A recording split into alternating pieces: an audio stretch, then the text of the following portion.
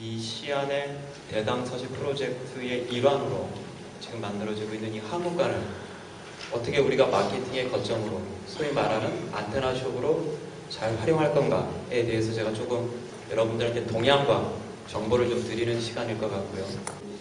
시안에 있는 그 대당서시 한국관 프로젝트에 대한 간단한 설명, 그 다음에 농산업 제품의 중국 진출 현황, 그리고 세 번째로는 이 대당서시 한국관을 활용해서 이 지역 특화 제품들, 우리가 만든 특화 제품들을 어떻게 효율적으로 마케팅하고 판촉할 건가에 대한 내용에 대해서 간단하게 발표를 드리겠습니다. 이 시안이 중요한 이유는 첫째는 산시성의 성도라는 그런 의미도 있고요. 최근 중국의 총서기가 된 시진핑의 고향입니다. 그리고 시진핑의 아버님도 이쪽 지역에서 태어나죠. 그리고 중국이 균형발전 정책을 하면서 연안에서 이제 내륙 쪽으로 발전의 축을 옮겨가고 있는 그런 서부 대개발의 거점 지역이 바로 서안입니다. 앞으로 시진핑이 이쪽 출신의 총주석이고 중국에서 지금 균형발전 정책으로 서부 대개발 정책을 전략적으로 쓰고 있기 때문에 굉장히 발전 가능성이 높은 지역이다라고 이해를 하시면 될 것 같아요. 두 번째로 이 시안은 중국에서 세 번째 국제화 대도시입니다. 중국 정부가 북경, 상해에 이어서 국제화로 가기 위해서 육성해야 될 도시라고 세 번째 뽑은 도시가 시안입니다. 삼성전자가 9월 달에 착공을 했죠. 중국 역사상 최대 규모라고 하는 7조 투자를 지금 시작해서 굉장히 이렇게 산업적으로 보면 부상하고 있는 지역이고 경주와 그 다음에 진주와 자매 교류도시를 맺고 있는 그런 지역입니다.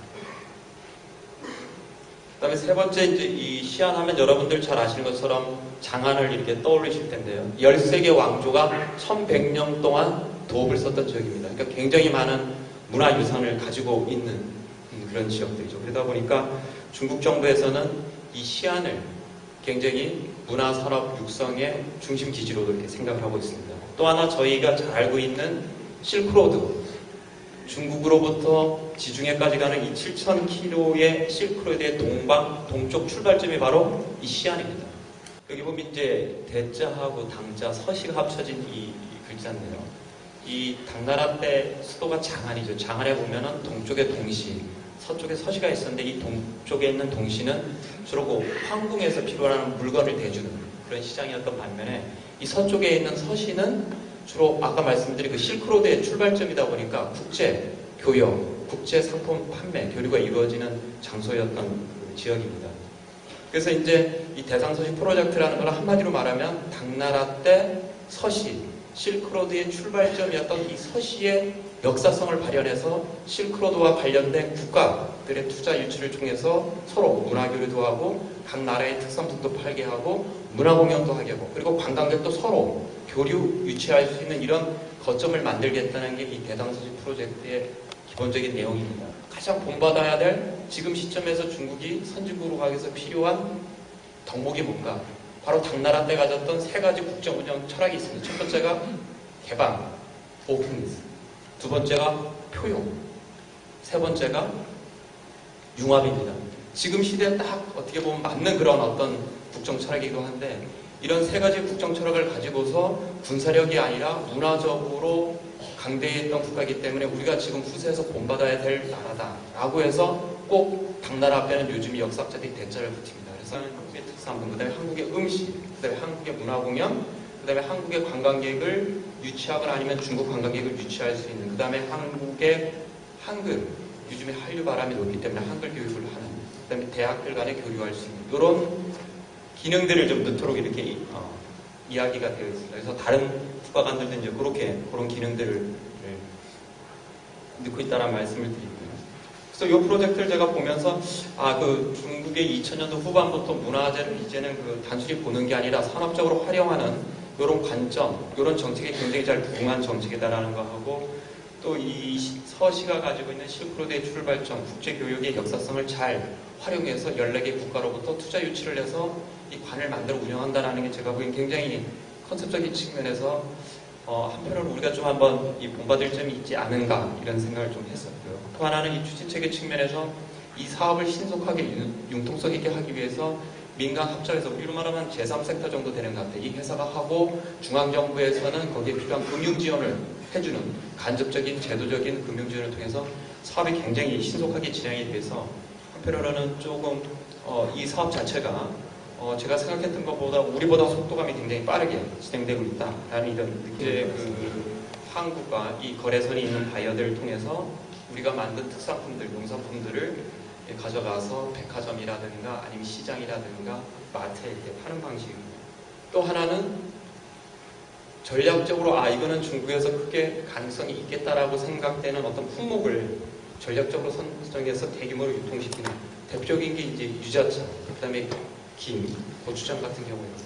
지금 같은 경우 유자차 같은 경우는 중국의 겨울에 맥도날드에 가보면 맥도날드에 겨울 음료로 팔릴 정도로 굉장히 인기가 많은 그런 음료죠. 그래서 이런 그 유자차라든가 김이라든가 고추장 같은 경우는 지금 굉장히 대량으로 유통하고 있고 중국 시장에서 전략적으로 시장성을 인정받은 그런 제품들이라고 볼 수 있습니다.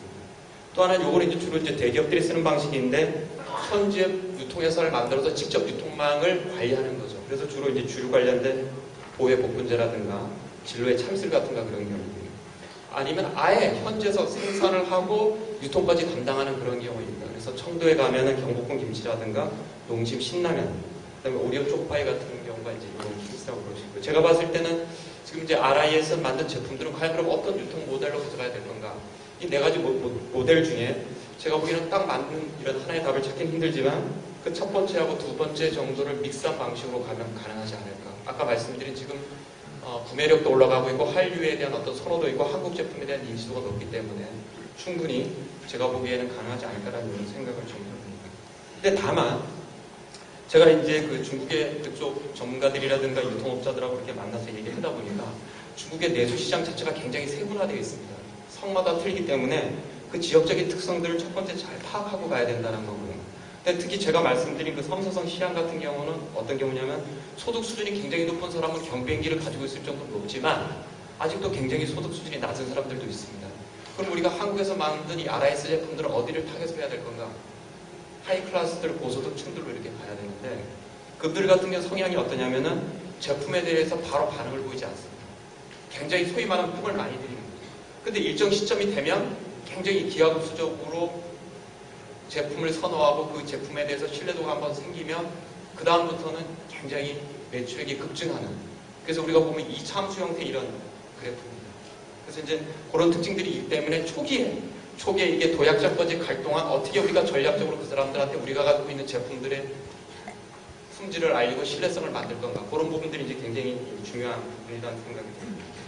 그리고 기본적으로 들어갈 때 그 이제 농림부에서도 보면 많은 향토 산업단들이 있어서 지난번에 그런 얘기를 나눴습니다만 개별 사업단으로 들어가는 것보다는 품목별로 공동 사업단을 만들어서 들어가는 게 시너지 효과도 내고 그 다음에 개별 사업단들의 비용 절감도 할 수 있는 그런 효과가 있기 때문에, 그리고 아까도 앞서 발표하신 분들이 중국의 이 바이어들이 가장 중요한 포인트로 삼는 게 뭐냐면 중앙정부가, 대한민국에 있는 중앙정부가 지원해서 만든 제품이다라고 하면 굉장히 선호하고 그러면 안정적인 퀄리티를 우리가 나중에라도 보장받을 수 있다는 걸로 생각을 하고 있기 때문에 제가 보기에는 이제 그런 중앙정부에서 지원부나 아니면 농림부에서 지원한 제품이라는 특성, 또 하나는 이런 그 사업단들이 같이 공동으로 묶어서 어느 정도의 그 품질력이 확보된 사업단들이 같이 패키지로 들어가게 되면 충분히 시너지 효과를 낼 수 있지 않을까. 그리고 그쪽에서 현지 유통 바이어가 봤을 때도 자기가 리스크가 그만큼 줄어들기 때문에, 그래서 그런 부분들이 제가 파악한 바로는 중요한 그 포인트가 아닌가라는 생각을 해봤고요. 그 다음에 다음에 있는 것은 특히 이제 우리가 바이오나 식품 같은 경우는 중국에서도 요즘에 보면은 자국민들의 건강, 그 다음에 아니면 자국에 있는 그 산업체 보호 때문에 이 안전성 검사 같은 통관 절차를 굉장히 엄격하게 합니다. 그래서 물론 이제 한중 FTA가 되면 우리가 중국 시장 진출하기가 굉장히 용이해지겠습니다만 아직까지는 그런 어떤 통관이나 안전성 검사 같은 것들이 굉장히 까다롭게 되어 있기 때문에 정관장 같은 경우도 그 홍산 팔러 들어가기 위해서 한 2년 정도의 시간이 걸렸고 굉장히 많은 그 안전성 검사에 들어가는 비용이 발생한 걸로 알고 있는데 한번 참고로 이렇게 보시면 될 것 같습니다. 그래서 제가 이제 말씀드릴 어떻게 보면 이제 결론적인 내용인데요. 이 시안이 보면 아까 말씀드린 그 섬서성의 성부이면서 또 시진핑의 고향이고 서부 대개발의 그 거점 지역이기 때문에 앞으로 이쪽 지역에 보면 굉장히 그 SOC 투자가 급격하게 늘어날 거고 특히 이제 삼성이 7조라는 투자를 하면서 한 3,000명이라는 현지 직원들이 사는 삼성타운이 만들어지는 이런 여건들을 봤을 때 우리가 중국의 내륙 시장에 안테나 숍을 만들어서 공략하기에는 굉장히 좋은 거점 중에 하나가 아닌가라는 그런 생각을 했고요. 타 제품이 나오면 현지에 있는 유통 바이어와 연계가 돼서 대량 판매를 할 수 있는, 대량 유통을 시킬 수 있는 그 채널을 확보할 수 있는 그 가능성이 있기 때문에 그런 측면에서 단순한 안테나 숍뿐만 아니라 중국에 있는 대형 바이오와 연결이 될 수 있는 접점 역할을 할 수 있다는 측면에서 제가 보기에 중요한 어떤 포인트가 되지 않을까 이런 생각을 해봅니다.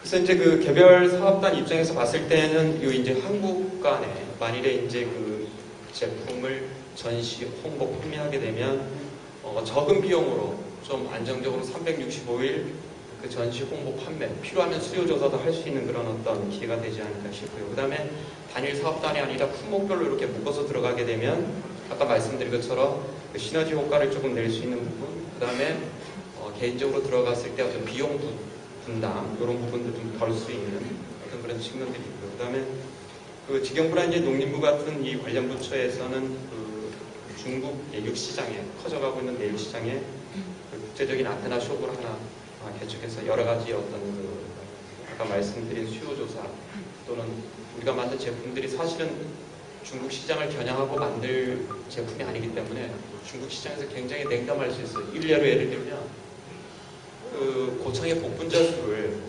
우리는 굉장히 좋아하죠. 그래서 선물을 했는데 중국 사람들은 그 술을 그렇게 좋아하지 않습니다. 왜냐하면 취향이 틀리기 때문에. 그래서 우리가 만든 농산업 제품도 그렇고 RIS 제품도 그렇고 중국 시장에 가기 위해서는 먼저 그 사람들의 세분화되어 있는 시장에 이 제품이 맞는가, 그리고 우리가 지금 만든 제품의 타겟이 중국의 어느 층인데 그 사람들이 원하는 걸 우리가 반영하고 있는가, 이런 것들에 대한 수요 조사가 이루어지고 그걸 토대로 기획을 하고 제품을 만들고 포장을 하고 마케팅을 해야 되는데 지금 우리가 그게 없는 상태에서 바로 중국 시장에 들어가게 되면 굉장히 고전할 가능성이 있기 때문에 이 안테나 숍을 통해서 우리가 만든 제품을 일단 15일은 20일이든 30일이든 전시를 하면서 그 사람들의 반응을 보고 그 중에서 가능성이 있다 싶은 제품들은 바로 판매로 가고, 그렇지 않은 거는 한번 다시 전 단계로 와서 기획, 그 다음에 제품 생산, 포장, 마케팅 이 과정을 한번 거치는 그런 어떤 프로세스가 필요하기 때문에 아마 그런 측면에서 아마 좀 이런 한국관이 의미가 있지 않을까라는 생각을 해봅니다. 이 한국관은 지금 이제 어떻게 운영을 할 건가에 대해서 말씀드리면 아마 이 자리에 지금 오신 걸로 제가 생각이 되는데 그 주식회사 그 비주얼 라인이 이 중국에 있는 유한공사와 이 10년간 이 한국관 운영 계약을 맺은 걸로 알고 있습니다. 그 다음에 이 한국관 운영 관련해서는 북경에 있는 그 대사관, 그 다음에 시안에 있는 총영사관, 그 다음에 시안에 보면 포트라 지사가 있습니다. 포트라 지사, 그 다음에 교민, 그 다음에 그 지금 그 반도체 공장을 짓고 있는 삼성하고 이 네트워크가 되어서 이 한국관의 어떤 좀 안정적인, 성공적인 운영을 위한 협조 체계가 지금 마련되어 있는 걸로 되어 있고, 그 다음에 현재 지금 법인이 만들어져 있습니다. 그래서 제가 지난번에 가서 파악해 본 바로는 한국에 있는 비주얼 라인하고 중국에 있는 참여하는 업체와 현지 법인을 만들어서 현지 법인이 이 한국에서 만일에 특산품이 오면 그 특산품에 대한 홍보, 전시, 판매, 그 다음에 정산까지 다 해서 사업단에는 예를 들면 그날 제품이 몇 개가 팔렸고 매출액이 얼마고 우리로 말하면 부가가치세, 증치세를 떼고 얼마 입금이 됩니다라는 그런 것까지 이렇게 해주는 걸로 알고 있습니다. 그래서 특히 또 하나는 이 식품이나 바이오 같은 경우에는 중국 시장에 들어가기 위해서 제일 중요한 부분 중에 하나가 이 통관하고 안전성 검사인데, 보통 이 통관하고 안전성 검사의 품목마다 차이가 있겠습니다만 평균 300에서 500만 원, 길게는 짧게는 2달에서 길게는 뭐 1년까지 걸릴 수 있는데, 이런 통관이나 안전성 검사를 좀 신속하게 하기 위해서는 현지에 있는 그런 전문 바이어들하고 네트워크가 돼야 되는데, 지금 한국관에서는 그 포트라하고 총영사관의 협조를 받아갖고 그 신뢰성도 있으면서 대량적으로 한국 물품들을 거래했던 바이어들과의 이 채널을 만들고 있는 걸로 알고 있습니다. 그래 되면은 사업단 입장에서는 중국 시장의 물건들을 전시하고 판매하고 홍보하는, 또 가져가는 그런 어떤 절차가 조금 간소해지면서 또 리스크도 덜을 수 있는 그런 어떤 그 기회가 되지 않을까 좀 생각합니다.